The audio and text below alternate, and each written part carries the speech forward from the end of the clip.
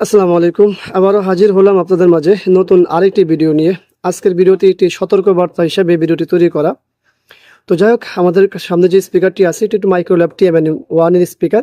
এটি মূলত হচ্ছে একটি বহু পরিচিত, যা আসলে বাংলাদেশের সবচেয়ে বেশি স্পিকার বিক্রি এবং মানুষ গ্রহণ করেছে একে ভালো হিসাবে সবচাইতে বেশি।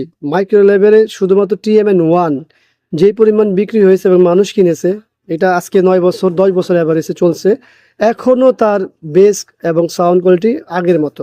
তো যাই হোক, যেহেতু ভিডিওটি বলেছে আছে সতর্কতামূলক একটি ভিডিও, আমরা যারা স্পিকার ব্যবহার করি বা স্পিকার ব্যবহার করলে স্পিকার খারাপ হবে, আইসি খারাপ হবে, এটা স্বাভাবিক। কিন্তু যদি আমাদের ভুলের কারণে হয় সেটা কিন্তু খুবই খুবই দুঃখজনক। কারণ হচ্ছে যে কোনো ডিভাইস ব্যবহার করতে হলে সেটার বিষয়ে সতর্ক থাকা এটা আমাদের জরুরি। সর্বপ্রথম হচ্ছে লুজ কানেকশন, যেটাকে বলা হয় যে মাল্টিপ্লাকে আমরা অনেক সময় ব্যবহার করি। মাল্টিপ্লাকগুলো লুজ হলে অনেক ক্ষেত্রে আইসি কিন্তু পুড়ে।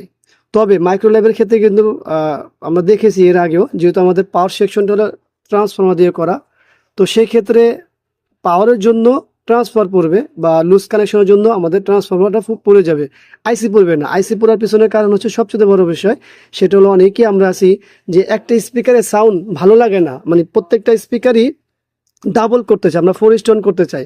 আসলে দেখুন, একটা কথা মনে রাখুন, কোম্পানি আপনার চাইতে আমার চাইতে কম বুঝে না। তারা প্রত্যেকটা ডিজাইন কেন করে 4 স্টোন আলাদা বানাইছে, 2 স্টোন আলাদা বানাইছে। আপনাদের কাছে কি মনে হয় একটা আইসি দিয়ে দুইটা স্পিকার বাজালেই যদি চলতো, তাহলে কোম্পানি কোনো দরকার ছিল 4 স্টোন করার? নিঃসন্দেহে এখানে অনেক বিষয় বিষয় আছে, যে বিষয়গুলো আসলে একজন যারা এগুলো নিয়ে কাজ করে তারাই ভালো জানে। তো যাই হোক, আমরা যে বিষয়টা বলছিলাম যে অনেকেই আমরা 2 স্টোন স্পিকারকে 4 স্টোন হিসেবে চালাই, তাদের জন্য এই সতর্কবার্তা যে আপনারা চালাতে পারেন, আপনাদের জিনিস আপনারা কেন ব্যবহার করবেন না। কিন্তু ব্যবহার করলে যে এই যে দেখতে পাচ্ছেন না আইসি, ঠিক এরকম হবে, দেখবেন যে আইসিগুলো পুড়ে যাবে। তারপরও একটা জিনিস ভালো যে একটা আইসি শুধু নষ্ট হয়েছে, তার একটা সাইড বিট বাজে না। আমরা এর আগে কিন্তু স্পিকারের মাইক্রোলেভেল অনেক দেখেছি যে একটা বাজে না, সেটা দেখছি কি আমাদের এই যে 50K ভলিউমগুলোর জন্য ঝামেলা হয়, অথবা অডিও ক্যাবেলের জন্য ঝামেলা, যে অডিও ক্যাবেলের, কিন্তু এটার জন্য কিন্তু আইসির জন্য হয়েছে।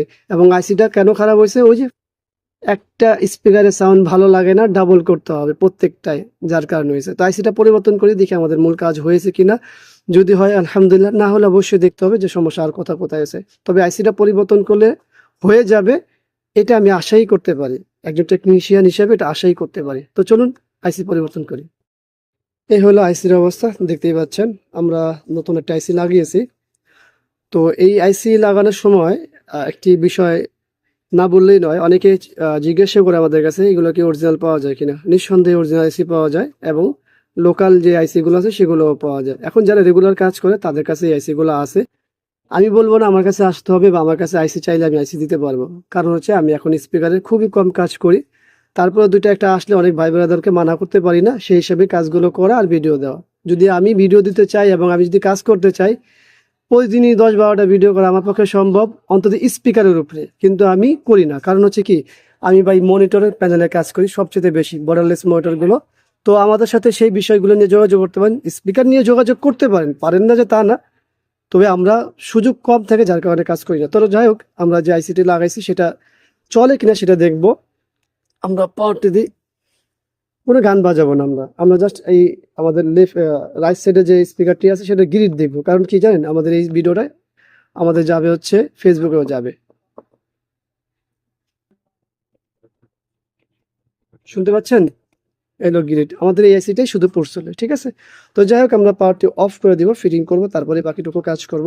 আশা করি এই ভিডিওটি আপনাদের ভালো লাগবে। ভিডিওর থেকে যে ইনফরমেশন সেটা হলো যে একটি স্পিকারের জায়গায় দুইটা স্পিকার শর্ট করে বাজাবেন না, মূল ইনফরমেশন এটা। ঠিক আছে, ধন্যবাদ।